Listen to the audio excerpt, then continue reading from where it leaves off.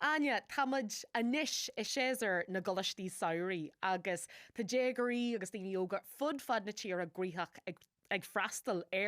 Gaeltachta mar bhíon aithne le bhliain. Ach an dóí leat go bhfuil an tóir céarna na coláistí saoirí na leithe se mas tú.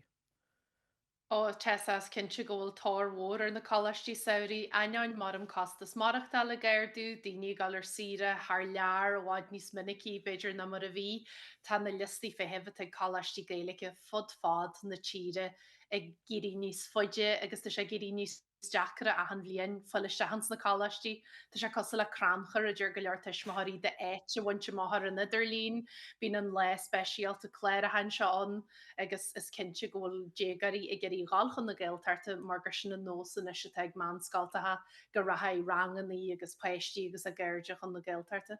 Nis thug tosa cuairt ar choláiste an fíorsaí in an luche ar na mulamh. Agus is cian am híon mar dhéagóirs méid freastal ar coláiste saoirí. Bhí cinneal nósan gur rastal daoine as condathe áirithe ar Gaeltachtaí áirithe mar hampla de chud mhór daoine ógas muineáin thuimeidine go ranna firsta nú na nál. Ach an áilíonn scéal sin inis, mas tú. Tá chuirte sin na gcónaí fír mar an tradition in seohanú na ngáil go tradiisianta condaithe chuige olú agus Beiidir condaid lú a ratha go choláistí go na ngáil margheallar réalaigh olú agus margheallar nasca bheith ag scalta a gáil siar a bhád. In rud a bhí geist chuir se bug ionta searm le choláistin fíorsaí miana na bhí me si huasa cuasa sí, chuir me ceist athú cinál peisttí a goh casíad agus dúirte tá si dí sin condaid ar a chuasa seo tá condaithe chuige olú agan tá peisttí slige ras cámain, peisttí go fada ó jaas as carcaí agus chuirsinínta am gosú me go déobh peiste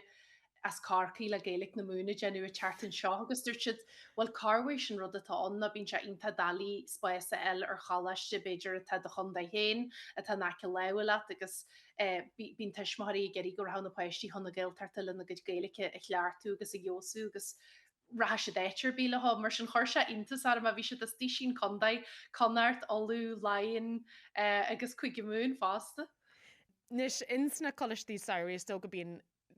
chud mhór arsúil ó thaobh rangana, ceirlanna, chlár siamsaíochta, téann an lista rá ach ag crí lár an eispras sin tá na mrátaí. Agus is tógan ar smínim héin ar na mrátaí agus an fiú an ceanna bhí agamsa banantí galanta I ran na firsta. Is cinneal ról ildanach a bhíons i gceist leis an ról sin nach míon?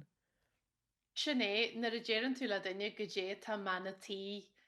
a banatá a bhailantí go dé a gceist lei sin tá tú i genú a nerid ó ían na maratí searmáidín bhí si do réitlummsa tá tú i genú ré an bhreicfasta agus de ré tá ar a léad deithir nó dí sin scalare in san teigh na maratí sin scafte mór le breicfastí anú dífa tá tú i genú go níochan dífa beidir coplúir sa teachtain go speisialta deirsid mu a chalíní sa tethe agus tá féic teann arú agus si geíine an téad a hafh glán agus néta tá tú a réit a lón dífa gomininic sin chuid an na scalarí tagann si dohála a lón go fáil, Tá dinear an tróna agus an sin a bhín si denné bheith an disco nó ag an chéala mór genan tú sapardí fa tú genú ceir a bhéle sa le agus tá tú a réirtal an tídífa a fásta tá tú deir siad ggóil siad an sin cíál mar chóirlear mar chlu a séistearte chur mar an cóirle ar na daine óga seo hiú grihí an tíl a geirí a go Gaeilge a leartú lá a genú cinnte bhfuil si do Lord Berla sa te, ggóil siad sonna sésta is ról tá se cos le bheith a heismathir altrama ar fána an chuice sin ggóil na daine óga faoi dhínatí agus is cice se bhádan na cuasaíis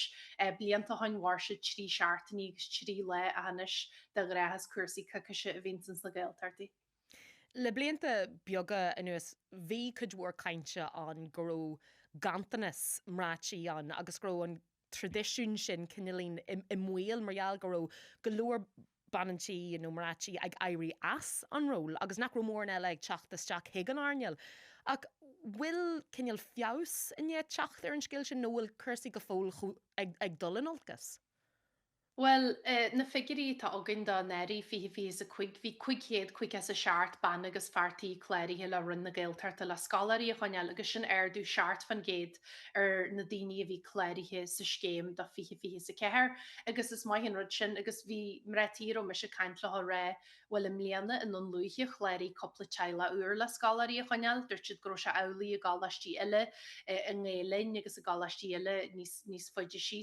frídíí dó agus gur chuile se daoine a hasí don cheadúir agus go beidir 8ta foiit acu táseart san ró agus scóil cum rochas a rudaí a mar a gal siar go dtí a bhílik san níé rih COVID hí séchéad agus a hín ban agus fartaí chléirithe agus is cincin ar a Harlí COVID níró na cuasaí réirtal ar fa coppla blian hí ogla ar rií chu den am rétí seo tá si a dhéanú le fada bheit se drobud ní sinne, díide se das an gró agus is an chleachtas Jimmy an nós hí beidir saoú na gá nach rún na scalaíon agus beidir go sin an chiad bhreisiú saoí a fear na daine sin le troá blion so díide se das go homlan a tá rudí teart arás de réir heile agus tá cum ggóil takeíart agus mar an